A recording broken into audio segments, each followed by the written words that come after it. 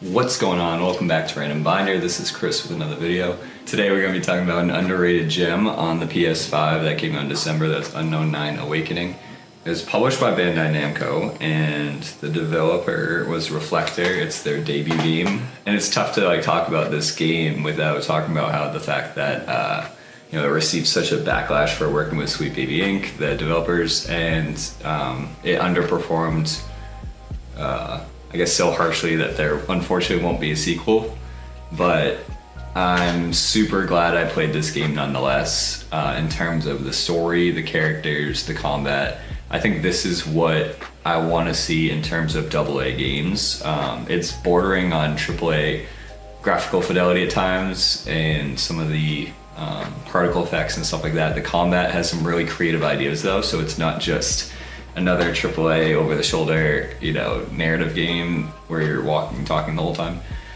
And there's no crafting, there's no open world. It's like that perfect size for me. It's the type of game I would like to see more often. So it is unfortunate that the internet will internet, and because it's a South Asian woman as the protagonist, it is woke. But that's the last I'm gonna kind of touch on the controversy around it, because I think it's unfounded personally, and it bums me out. You can have your opinion on SweetBabyInc and that whole thing. My personally thing is let each game stand on their own. I don't think that I don't think it should be the Scarlet Letter, and it really bums me out that this small team got 18% of their staff laid off before the game even came out, because it was projected to underperform, and it did indeed underperform. We're not going to get a sequel to this anytime soon. They're building out this expanded media project that maybe was a bit too ambitious, but at least in terms of gameplay, it's top notch. I'm very curious to do my research afterwards to see for Moby Games where some of these folks are from previous games, in terms of the creative director, the character designs, the combat direction. I don't know if the combat director, but you know what I mean, the combat design.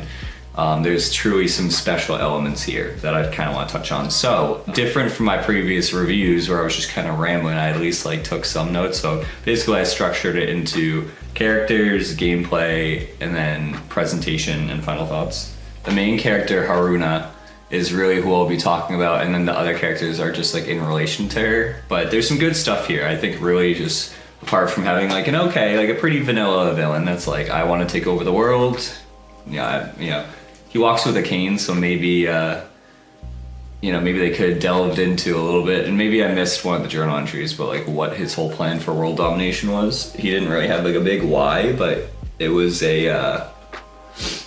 I guess I'll do a 10-second spoiler on who the antagonist ends up being for a hot minute there, and what that person's motivation was. That would be cool. So, but yeah, Haruna, absolutely awesome. She starts very young, and I assumed she was gonna be this young the whole throughout the whole game. But immediately you can tell her partnership with Reika is beautiful. And just every time Reika says child, when talking to her, it has so many different tones. It's this way, child, where she's a little bit stiff and a little bit gruff with her teaching sometimes about with this naive child that has the power to kind of move worlds with telekinesis and stepping into people, and she sees that potential in her. But she it's just kind of crazy that she that these two got paired together. And I guess I'm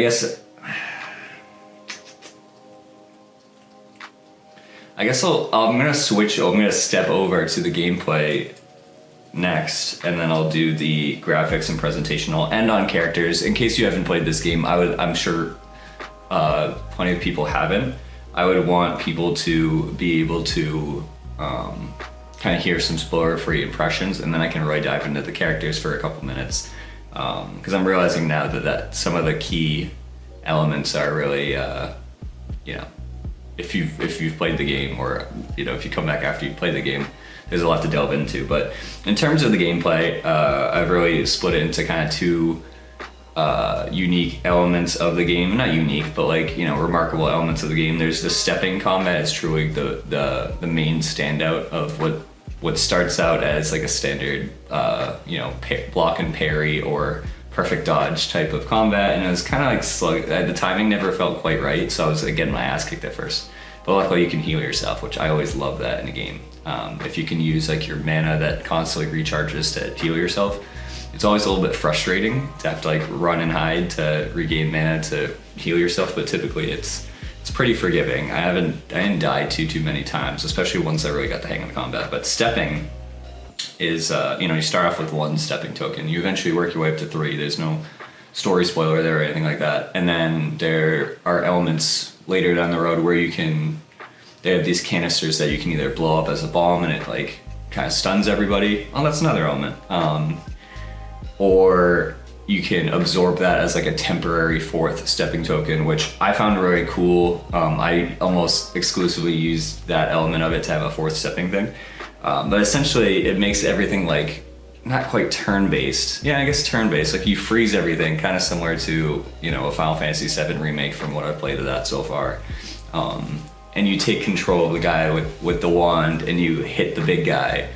And then you take control of the lady with the gun and you shoot the guy with the wand. And then you take control of and this is all like, they're all frozen in time, except for the ones you're controlling. And then you go over and you take the wizard woman and you curse everybody. And then you take control of the big guy and you do a ground pound. And then you kind of hit play, and that all those actions play out and damage everybody, stun everybody accordingly. The last, you can upgrade your perks, whereas the last person you control gets especially stunned and especially damaged. So I always like to end on the big guy, do the ground pounds. That's honestly the easiest way to take down some of these bigger enemies that are kicking the crap out of me. I can't get the parry or dodge window down right. It's just like, I'm just gonna keep controlling him and have him run away, and then have the residual like damage from the stepping, keep taking away some of his life or stunning him until I can run over or stun him and then run away.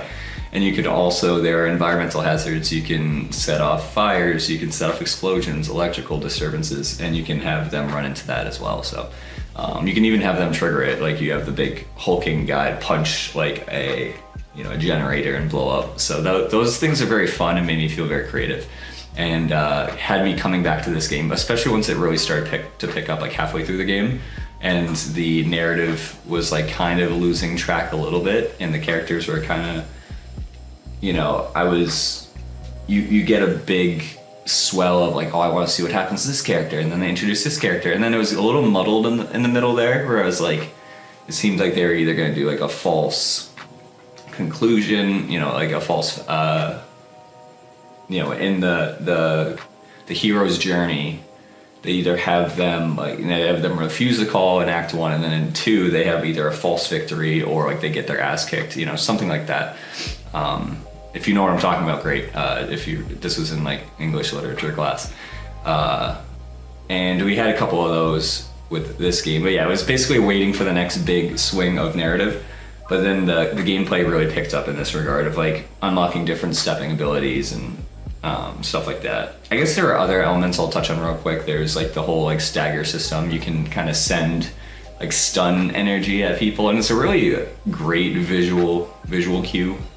She's throwing punches like from me to the camera, and it's like a ghost like hitting them, and she's like doing all these martial arts moves to like throw spirit energy at them to stun them, and then she can run over and do like an execution, like kick their ass. And it's very cool.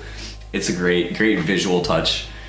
And then there's like other branches off of that, like when you're sneaking in stealth, which I almost never did. Actually, towards the end, I was a stealth menace. I wouldn't even like get into combat because you could turn invisible for longer with the right perks, but you can turn invisible, you can throw distractions. I never use that.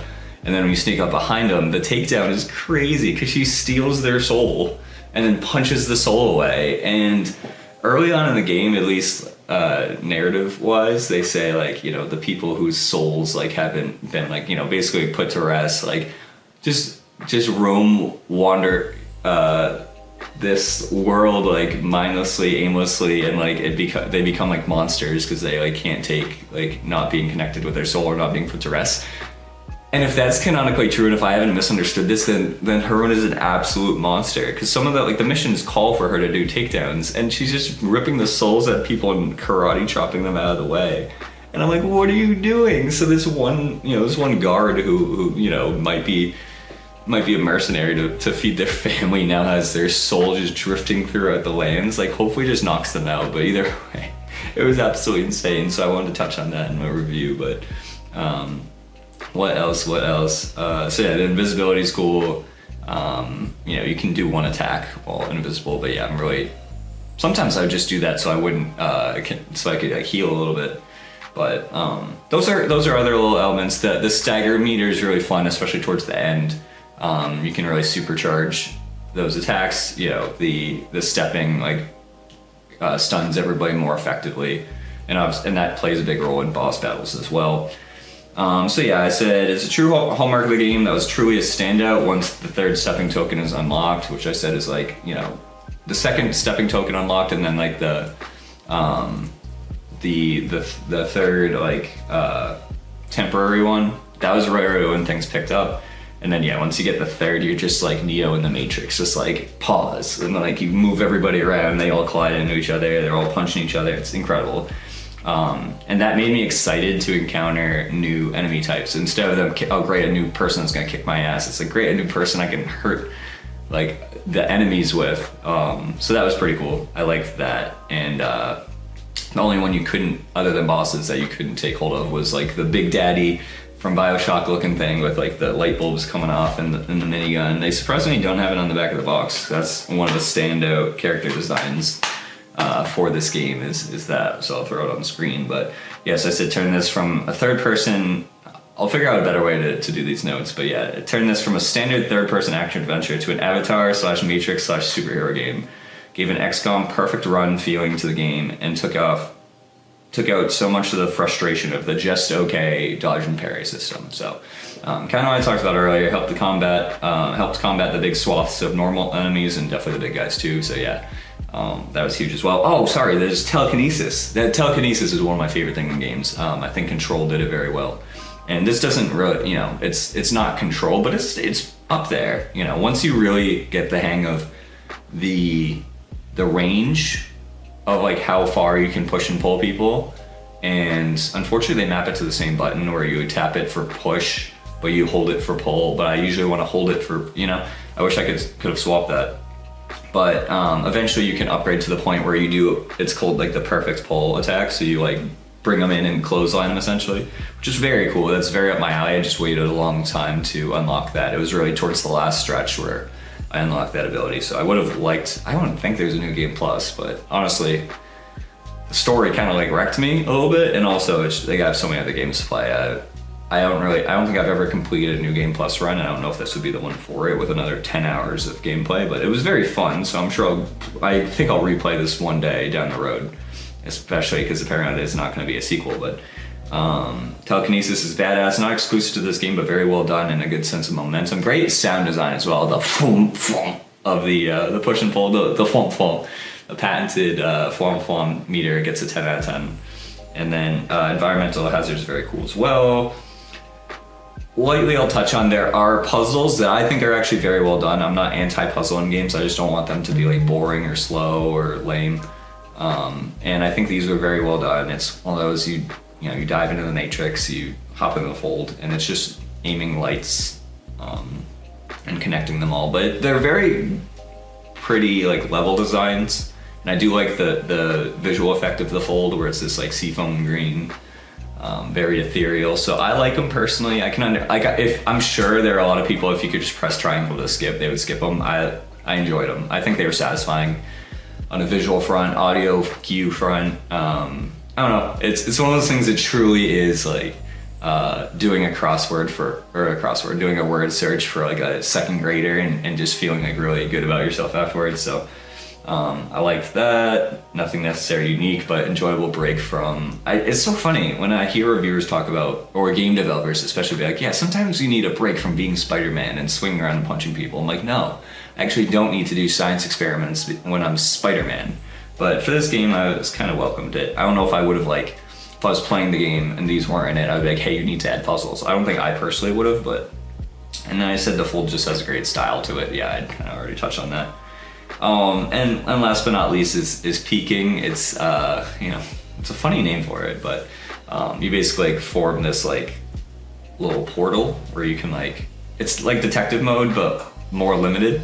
And you can upgrade it later on a tiny bit to make it a little bit bigger, make items you see in the fold last longer. I wish they had that from the jump though, because I would have found a lot more collectibles.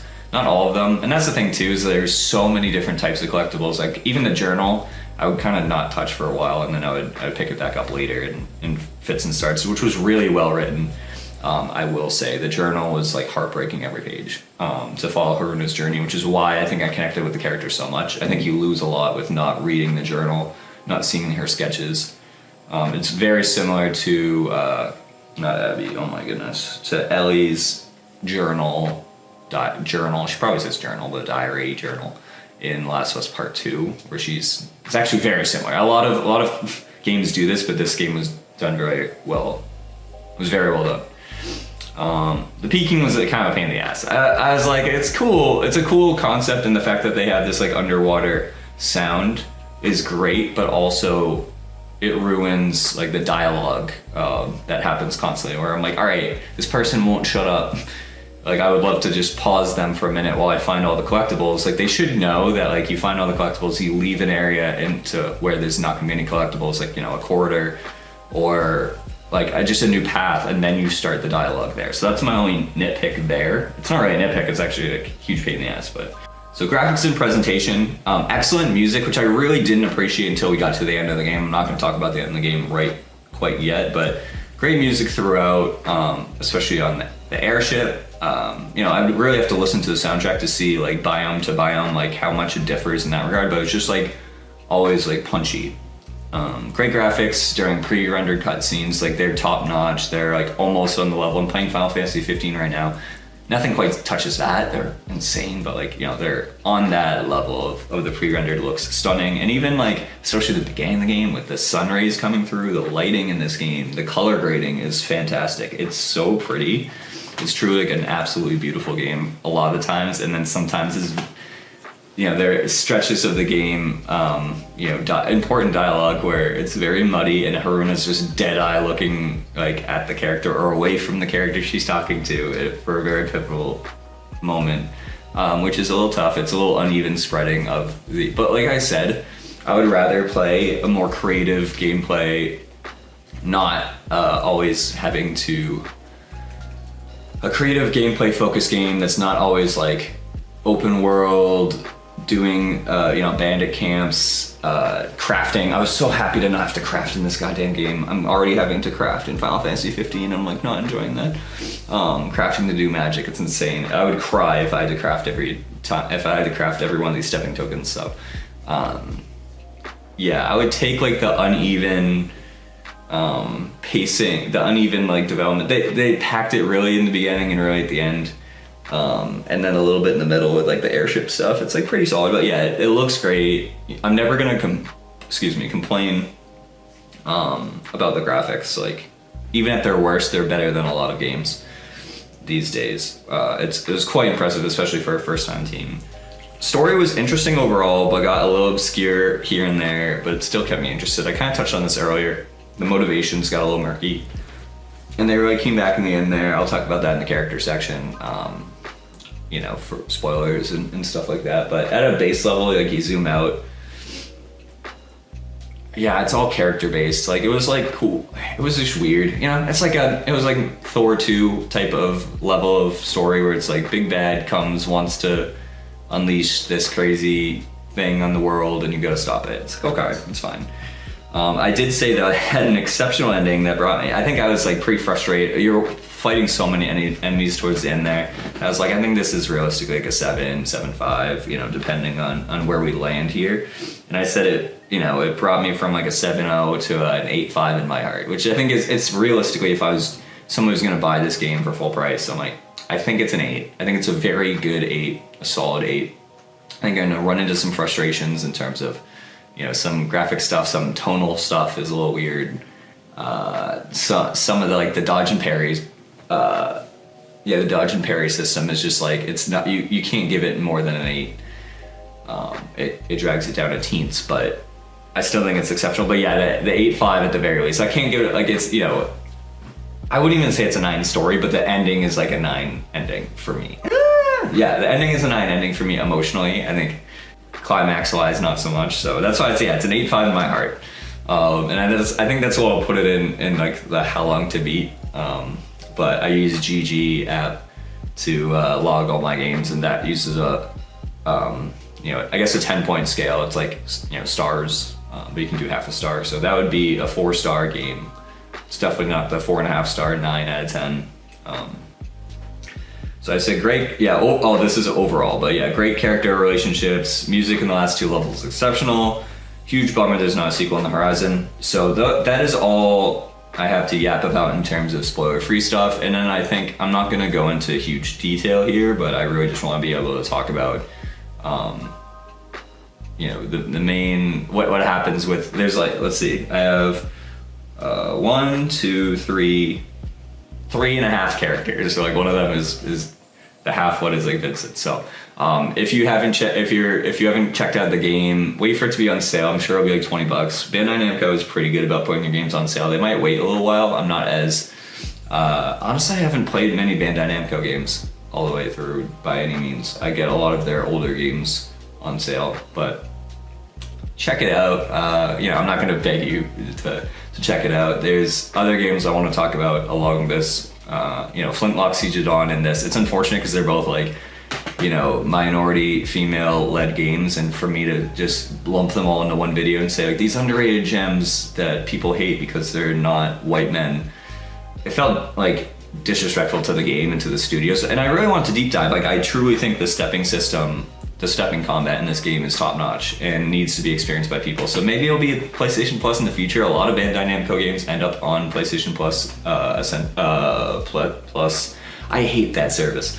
I'm already going off the rails. Play the game if you can. It's really great. It's already actually really cheap. I think it's as low as $20 physically. I'm sure digitally it'll get down there pretty quickly as well. So check it out. And if you want to stick around for the character breakdown and a little bit of spoilers here and there, then great. If not, thank you so much. Catch you next one. Bye. But anyways, so yeah, Haruna, incredibly clever, awesome, very fun as like a girl. And I don't even know what the age difference would be. I think there's like a 2 or 3 year gap, but she goes probably, let's say,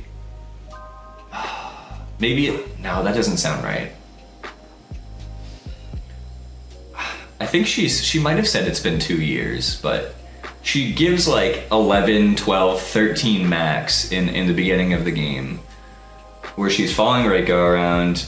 She runs into to Vincent and his goons and stuff like that, and then we think that Reika dies, and then she comes back. She's inquiring. She has like the bartender inquire about stuff with Vincent and the Ascendants, and she has a really badass like reintroduction scene where she's a little bit older, a little bit wiser, a little bit more street savvy, and I think that was like a really high point of the game. I think back on that so fondly. She was so badass, and she was a little outmatched, but still got it in the end, and I think that's very special as well, where she's not flawless. She's not like, I personally love like an angsty like perfectly imperfect character. I don't always need them to see their struggles and to see the character development in that regard. Like, I kind of just like when they're badass, and I like anime for that. But anyways, like, I know that most psychologists and writers disagree with me, and so we have to have her be like, a little too overconfident and a little too ready to lone wolf it and to run into trouble. But like, it was very cool, great introduction. It showed like the badassery that she's like learned on her own, which is like very sad in hindsight. Oh my god, there's an entire character I forgot, but it shows how forgettable that whole stretch was. Her childhood friend. I don't care about that. I'm not really going into that, but yeah, she was great. Her partnership with Luther really built the emotional backbone of the game, is what I said. Like, I really love Luther. He was awesome. I love how everybody called him Cowboy, even though like he had the pistol, but he didn't really have a southern accent. They also call me Yankee, but yeah, we've seen the opening up lone wolf to team thing very often. I think even Aloy from Horizon Zero Dawn into Horizon Forbidden West dealt with that a little bit as well. But this was just very well done because it was like, I guess it wasn't too ham-fisted. They really kind of over-delivered it in the dialogue in a couple instances there, but I think organically they got where they need to get to. And Luther's really like what like got her to open up, and like, you know, her being able to make fun of him was really nice. And it was kind of cool that didn't connect much with the rest of the Leap Year Society. Great name, by the way, the Leap Year Society, because like you could tell like she didn't feel comfortable around them, and she was like, yes, freaking out, didn't know what was going on. But like it's kind of nice to reflect on that she like felt comfortable with Luther, even though she hadn't met him too long ago. And then she was very closed off to everybody else, like she was with Luther at first, but then that same hard-earned respect and then a little bit of levity and true like love and care spread to Bukra as well, who I loved as a character. I loved how she was different. She wasn't the same as Haruna, she wasn't the same as Reika, she wasn't the same as Luther. So, you know, I was worried at first that she was going to be like the new sidekick, but she absolutely, I think that's, you know, the ending and her relationship with her and her relationship with Reika, it really broke my heart in like the sweet way. So I was like very glad that they had each other, and although they were splitting up, like I think there was true love there, which is really great to see, like that true friendship, kinship, and not just based on like shared tragedies, but shared like, you know, getting to know each other. And honestly, they did a pretty okay job in very small stretches of like that Mass Effect talking to your partner after a mission. So that was great to see as well. And I think that really helped Bukra more than it helped Luther. Once you were on the airship, like I talked to Bukra quite a bit, and like I don't know whose daughter I was talking to, the engineer who works on the ship. She was funny. I ended up doing her side quest. I forgot there were even side quests in this game, but she was funny. But yeah, her relationship with Bukra truly ended up stealing the show because of that earned respect really crept up on me. And yeah, it really crept up on me. It was, once you got towards the end of the game and we were doing wave after wave after wave, I was like, she's my ride or die, I love her. And yeah, I didn't appreciate it until like, you know, Reika stepped into her, and then, oh, it was just heartbreaking. So yeah, Reika is an interesting one where it's not unique to this story, but where the main mentor becomes like, it was interesting the way they paced it out. I think it could have been a lot better delivered, unfortunately, but I like once we got to the end, I'm like really happy with, you know. So it was weird. So she found out she was dying. She's immortal. She's an unknown 9. She's one of the 9. She's immortal, and then she finds out she's gonna die. And then it's like, all right, well, she would destroy the world because she's gonna die. That doesn't sound like her at all. And which is so funny. It's like, it's a fictional character, but truly, like I was like, did I miss something? I was like, did I miss a bit of dialogue? That doesn't seem like her character. And then her being, you know, her saying that she was freaking out so much because she wasn't ready to leave Haruna. She wasn't ready. She didn't know how to prepare Haruna to be one of the 9. And yeah, just like she didn't want to leave her alone in the world, and like didn't know, and it was just all this like unknown and fear. And the first time she had experienced it, you know, this thing she had taken for granted for so long is now slipping through her fingers. Like very well done at the end there. And I was glad they nailed it. And then of course, like her stepping into Bukra, them having that beautiful Uncharted-esque moment, walking through the woods, and like, you know, her being like, when did you know? That it broke my, because I didn't know right away. I was like, I don't know, I guess they're really close, and I was a little confused on why. I just assumed it was like they were kind of lore bombing, and you know, I was like, well, Booker wouldn't necessarily know all these things, but they're telling the audience is me staying on the game. But yeah, that I think I'm gonna rewatch that moment again, and probably cry, and just to see when I would have noticed, paying more carefully attention that it's Reika and not Bukra. But love the relationship with all three, with Reika start to finish. You know, it really tied the bow on the end of it. Her motion, yeah. Luther, you know, it was kind of anticlimactic, but yeah, that's pretty much it. Yeah, Vincent was a vanilla MCU villain, like phase 1, phase 2 villain. No real complaints. I would have loved to know like why he uses the cane or like what his motivations are.